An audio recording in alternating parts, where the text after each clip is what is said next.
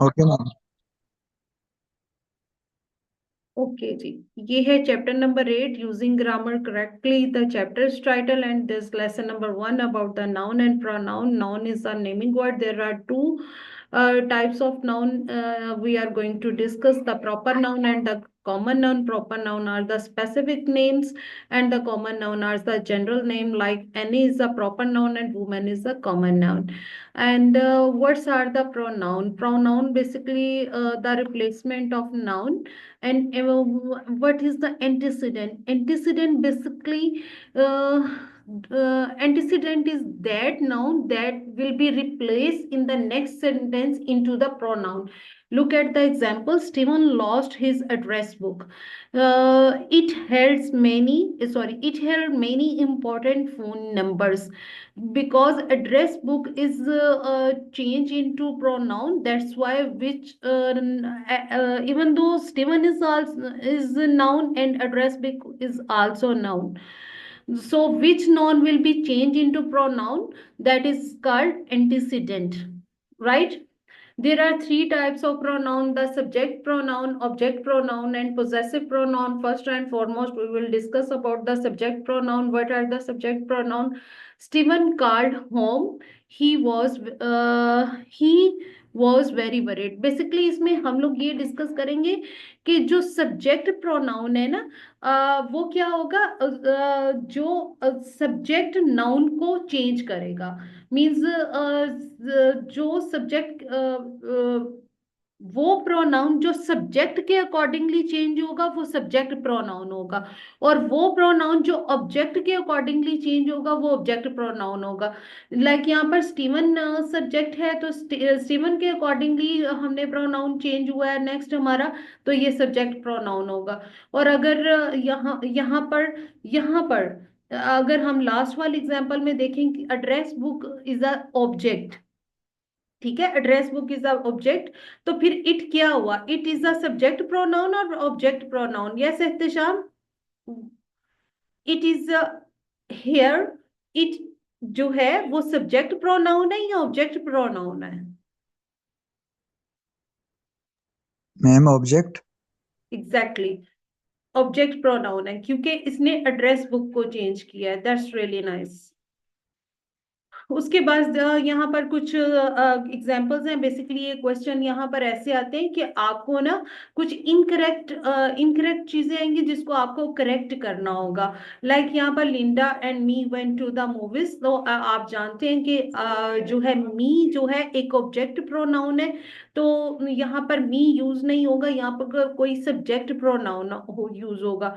Linda and I हो सकता है, लिंडा एंड शी हो सकता है। लाइक यहाँ पर कोई सब्जेक्ट प्रोनाउन आएगा, तो आपके पास जो है एक इनकरेक्ट सेंटेंस होगा और नीचे 4 पॉसिबल करेक्ट ऑप्शंस होंगी। आपको उसमें से बेस्ट ऑप्शन चूज करनी है। और ये प्रैक्टिस आपको जो है अगर आप ग्रामर की प्रैक्टिस नहीं करेंगे, you will not able to solve the test. So please solve the must be solve the practices जो हर लेसन के नीचे हैं। यहाँ पर जनाब चैप्टर नंबर 8 लेसन नंबर 1 का पार्ट बी है। यहाँ पर हम प्रोनाउन एंटीसीडेंट एग्रीमेंट स्टडी करेंगे। हम लोगों ने लास्ट लेसन में जो है सब्जेक्ट प्रोनाउन और ऑब्जेक्ट प्रोनाउन स्टडी किया है, लेकिन यहाँ पर हम लोग स्टडी करने जा रहे हैं सिंगुलर प्रोनाउन और प्लूरल प्रोनाउन। आपने कलेक्टिव नाउन के बारे में तो डेफिनेटली स्टडी किया होगा कि जो कलेक्टिव नाउन होते हैं वो क्या होते हैं कि जिसमें एक ग्रुप होता है, एक फ्लॉक होता है, समथिंग लाइक दैट ना।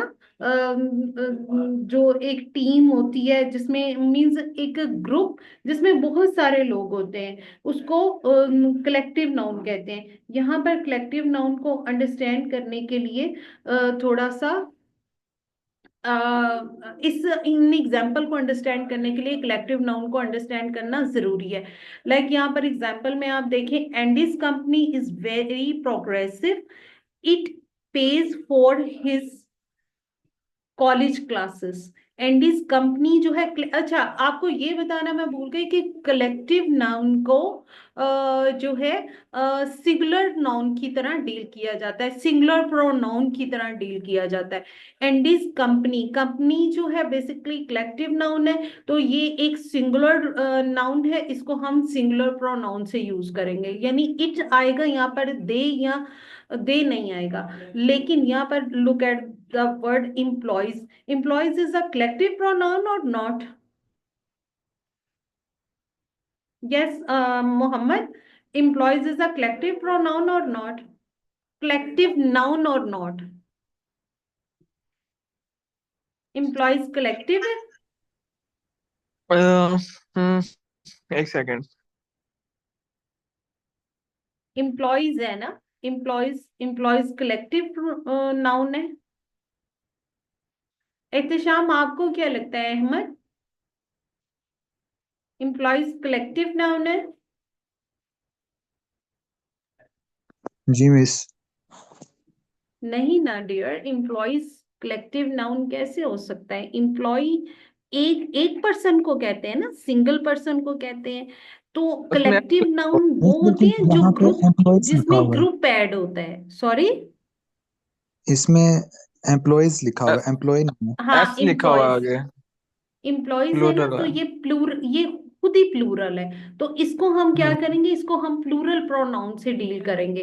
क्योंकि इम्प्लॉइज है तो यहाँ पर ही, इट या ही या शी नहीं आएगा, यहाँ पर दे आएगा। मैं बस यहाँ पर मेरा पॉइंट ऑफ व्यू ये है कि आपने सब्जेक्ट सिंगुलर नाउन के साथ सिंगुलर प्रोनाउन यूज करना है, प्लूरल प्रोनाउन के साथ प्लूरल प्रोनाउन यूज करना है, and this is the all thing about that. These are example all thing about the singular noun with singular pronoun और plural pronoun with plural pronoun। और यहाँ पर ये टेबल है, यहाँ पर मैंने पर्सन्स को एक्चुअली टेबलाइज किया है, फर्स्ट पर्सन, सेकंड पर्सन और थर्ड पर्सन के तौर पे, ताकि हम लोग एक्चुअली ये तो हम लोग ऑलरेडी स्टडी कर चुके हैं, लेकिन ये है कि स्टडी कर चुके हैं, लेकिन यह है कि यहाँ पर लिस्ट आउट इसलिए किया गया है कि ताकि उसको एक दफा फिर इसको हम लोग हमारी मेमोरी में ये स्टोर हो जाए। तो उसके बाद same thing about that in like one, if one attends, there are a lot of example about the singular or plural noun and pronoun, like if one attends college classes you can dream burst।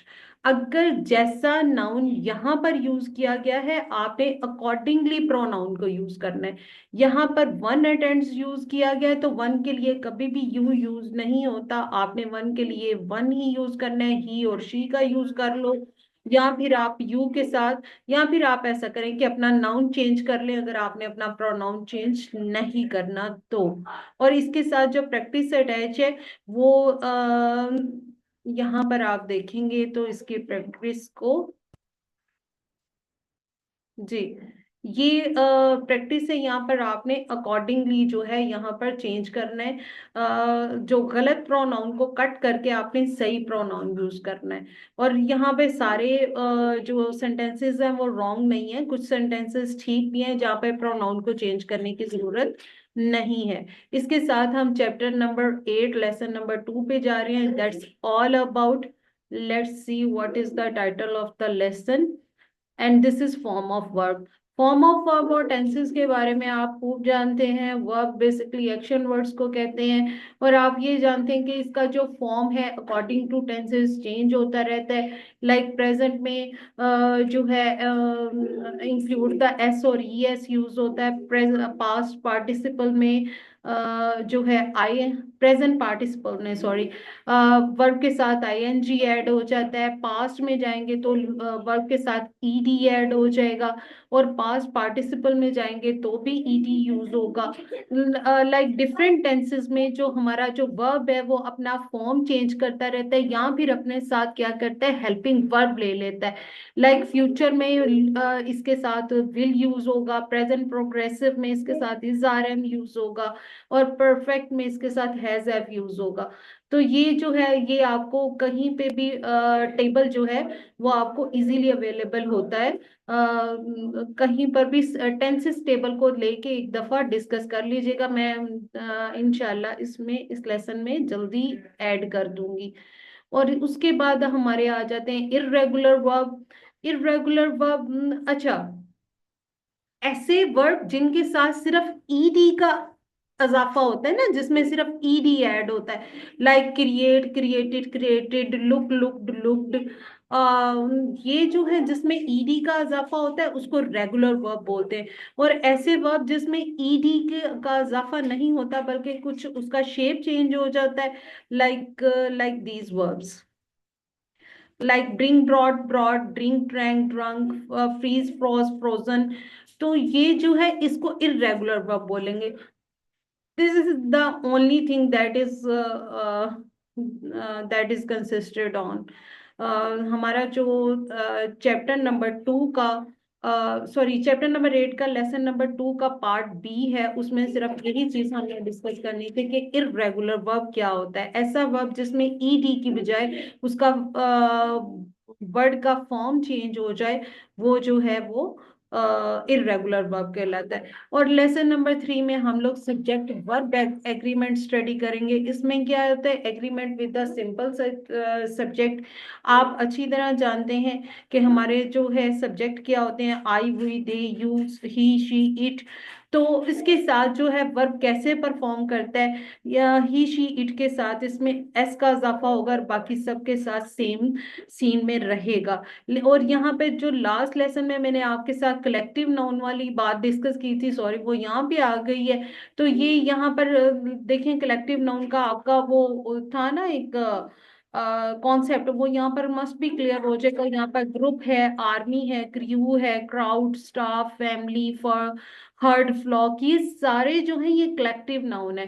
ठीक है, यहाँ पर एक example भी है, the army is a good place to learn discipline, the church choir sings each Sunday. तो ये जो है ये कलेक्टिव नाउन की कुछ एग्जांपल्स हैं, और इनको ये बताना है यहाँ पे कि कलेक्टिव नाउन को एज सिंगल सब्जेक्ट डील किया जाता है। और यहाँ पर हमारे पास कुछ इंडेफिनिट प्रोनाउंस है। अच्छा, इंडेफिनिट प्रोनाउंस में ना बड़ी कंफ्यूजन्स होती हैं, इसलिए मैंने इसका एक सेपरेट टेबल यहाँ पर डिस्कस किया है कि जो सिंगुलर है ना, यहाँ पर जो सिंगुलर इंडेफिनिट प्रोनाउन वो होते हैं जो डेफिनेट मींस रियल प्रोनाउन से थोड़ा हट के होते हैं, क्योंकि उसमें सिर्फ ये 9 प्रोनाउन शामिल होते हैं, he, she, it, I, we, they, you, sorry, ये 8 प्रोनाउंस ऐड होते हैं। उसके अलावा जितने भी प्रोनाउंस होते हैं वो इनडेफिनेट होते हैं। और इनडेफिनेट के प्रोनाउंस की ये 3 एग्जांपल हैं। फर्स्ट ऑफ ऑल तो सिंगुलर होते हैं ऐसे प्रोनाउन जिसके साथ वन आता है, या बॉडी आता है, या थिंग आता है, या अदर, या इस तरह का वर्ड आता है, ई आर का यूज होता है, लाइक अदर, नीदर, ये जो है, और ईच और मच भी ये सिंगुलर होते हैं, सिंगुलर प्रोनाउन होते हैं। और ये वाले प्रोनाउन में जैसे हम लोग सेवरल के साथ भी लगा लेते हैं, a several news, a few of month, और इस तरह हम यूज कर रहे होते हैं, लेकिन ये प्लूरल प्रोनाउन है। और ये जो प्रोनाउन है ये ऐसे हैं, इनको हम सिंगुलर और प्लूरल दोनों तरह से यूज करें तो ये करेक्ट ही होगा। यहाँ पर देखें, ये मैंने यहाँ पर कुछ एग्जांपल्स हैं। यहाँ पर एवरी वन इज ज्वाइनिंग, क्योंकि एवरी वन जो है वो सिंगुलर प्रोनाउन है, और most of the equipment is.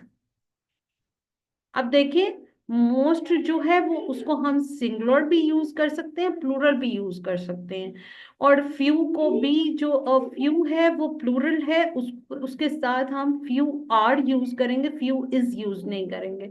तो यहाँ पर आपकी जो प्रैक्टिस है इससे रिलेटेड ये है कि ये जो आपके हेल्पिंग वर्ब्स हैं, यहाँ पे हेल्पिंग वर्ब्स को आप देखें तो आपको यहाँ पर एक्चुअल जो हेल्पिंग वर्ब यहाँ पर यूज होना है according to sentence, sorry, verb या हेल्पिंग वर्ब यूज होना है, तो आपको बेसिकली यहाँ पर करेक्ट वर्ब लगाना है। और यहाँ पर एक चीज आपको और क्लियर कर दें कि यहाँ पर आपको ना एग्जाम में इस तरह का एक पैसेज भी आ सकता है। ठीक है, उसमें क्या करना होता है, ये सिलेक्ट वाले ऑप्शन पे जब ये ड्रॉप डाउन एरो पे आप क्लिक करेंगे तो नीचे 7 to 8 ऑप्शंस आपके पास आएंगी, यानी लिस्ट में 5 to 6 वर्ड्स होते हैं, तो उसमें से एक जो एग्जैक्ट आपको लगे वो आपने चूज करना है। उसके ऊपर आप क्लिक करेंगे तो वो ये ब्लैंक स्पेस में वो वर्ड ऑटो पे फिल हो जाता है।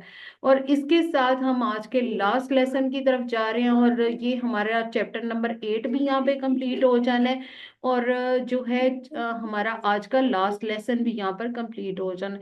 अब ये क्या है, agreement with the compound subject. First of all we need to know what is the compound subject. Compound subject basically वो होता है जिसमें एक एक बंदा सब्जेक्ट नहीं होता, जिसमें दो सब्जेक्ट होते हैं, like Tricia and her sister, the health aide और अ नर्स। और इसके अलावा जो है यहाँ पर सब्जेक्ट इस तरह से भी यूज हो सकते हैं, दो सब्जेक्ट इस तरह से भी यूज हो सकते हैं, लाइक निदर द सिस्टर और नॉट द ब्रदर्स। तो यहाँ पर आपको एक और चीज हम लोग डिस्कस करेंगे, वो ये कि जहां पर एंड यूज होगा ना, जहां पर हमारे दो सब्जेक्ट एंड से आपस में ज्वाइंट होंगे, वहां पर उसको हम सिर्फ प्लूरल के तौर पे उसको हम एज प्लूरल डील करेंगे। लेकिन अगर वो हमारे दोनों कंपाउंड सब्जेक्ट के दरमियान और, इधर, नीदर, नोर, कोई भी एंड के अलावा कोई भी वर्ड आएगा तो हम उसको एज सिंगल सब्जेक्ट डील करेंगे। बस इसमें यही ट्विस्ट है कि आपने जो है यहाँ पर अपने कंपाउंड सब्जेक्ट को डील कैसे करना है।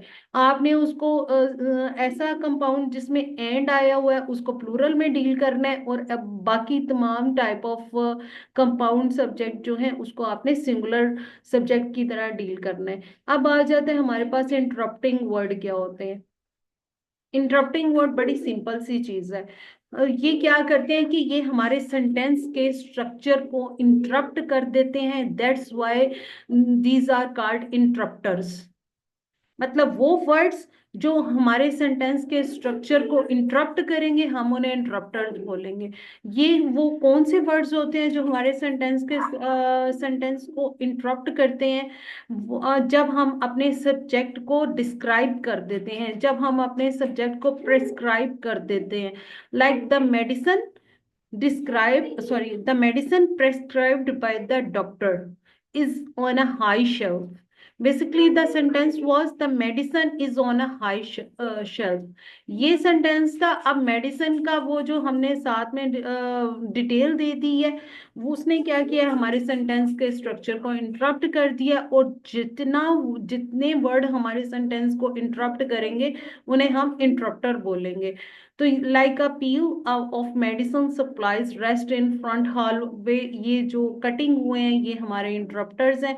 और इसके अलावा जो है इंटरप्टर को हम मजीद डिस्कस नहीं करेंगे, क्योंकि हम जा रहे हैं आगे इन्वर्टेड स्ट्रक्चर को डिस्कस करने। ये हमारा लास्ट टॉपिक है यहाँ का, लेकिन यहाँ पर मैंने दो एग्जांपल्स और दे दी हैं इंटरप्टर्स की, ताकि आपका इंटरप्टर का कॉन्सेप्ट जो है वो स्ट्रॉन्ग हो जाए। अच्छा जी, अब इन्वर्टेड क्या है? ऐसा स्ट्रक्चर जो हमारे सेंटेंस के स्ट्रक्चर को इन्वर्ट कर दे, मतलब चेंज कर दे, उसका जो है उसका शेप चेंज कर दे, उसको इन्वर्टेड स्ट्रक्चर बोलेंगे।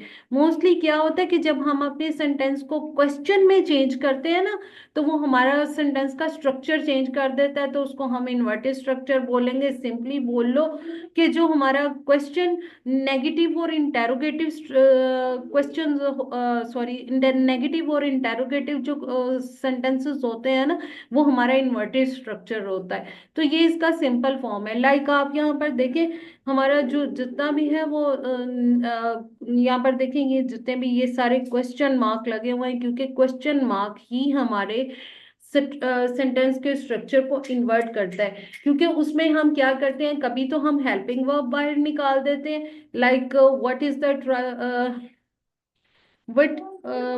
दैट सॉरी, हम लोग क्या करते हैं कि एक हेल्पिंग वर्ब को या एक डब्ल्यू क्वेश्चन वर्ड को, ऐसे वर्ड्स जो डब्ल्यू से स्टार्ट होते हैं, what, where, whose, where, who, ये जो है इनको W वर्ड्स कहते हैं। आई थिंक ये 9 वर्ड्स होते हैं। तो ये ऐड करना पड़ता है हमें अपने सेंटेंस के स्ट्रक्चर में, या फिर हम क्या करते हैं कि एक हेल्पिंग वर्ब का यूज करते हैं, उसको बाय ऐड कर लगा देते हैं, या फिर हम ये करते हैं कि अपना जो है या फिर हम, अच्छा एक और चीज, क्वेश्चन क्वेश्चन सेंटेंस के सॉरी क्वेश्चन सेंटेंस के अलावा भी एक इन्वर्टेड स्ट्रक्चर होता है। जब आप क्या करते हैं, जब आप किसी भी वर्ड का शॉर्ट फॉर्म यूज करते हैं, लाइक देयर्स द बैंडेजेस, ये सेंटेंस बिल्कुल ठीक है, लेकिन यहां पर देयर्स नहीं आना था, आर आना था। देयर आर द बैंडेजेस, ये है इन्वर्टेड स्ट्रक्चर। यहाँ पर एक्चुअली मैंने आपको ये बताने की कोशिश की है कि जब आप अपोस्ट्रॉफी यूज करते हैं ना अपने सेंटेंस में, वो भी वो भी आपके स्ट्रक्चर को इन्वर्ट कर देता है। ओवरऑल ये कि सिर्फ दो चीजें होती हैं जो हमारे स्ट्रक्चर को इन्वर्ट करती हैं। फर्स्ट ऑफ ऑल एक क्वेश्चन मार्क हमारे स्ट्रक्चर को इन्वर्ट कर देता है, और सेकेंडली जो है अपोस्ट्रॉफी जो है हमारे सेंटेंस के स्ट्रक्चर को इन्वर्ट कर देती है। और इसकी अगर हम प्रैक्टिस की तरफ जाएं तो प्रैक्टिस में यहाँ पर कुछ, अच्छा हमारे सामने एक प्रैक्टिस है, आप सब ने मुझे इस प्रैक्टिस में से एक एक इंटरप्टर बोल के बताना है। ये 6 सेंटेंसेस हैं, आप तीनों ने एक एक इंटरप्टर बोलना है। सबसे पहले हम लोग अहमद से पूछेंगे। अहमद आप बताइए प्लीज कि इन 6 सेंटेंसेस में हमारा इंटरप्टर क्या है।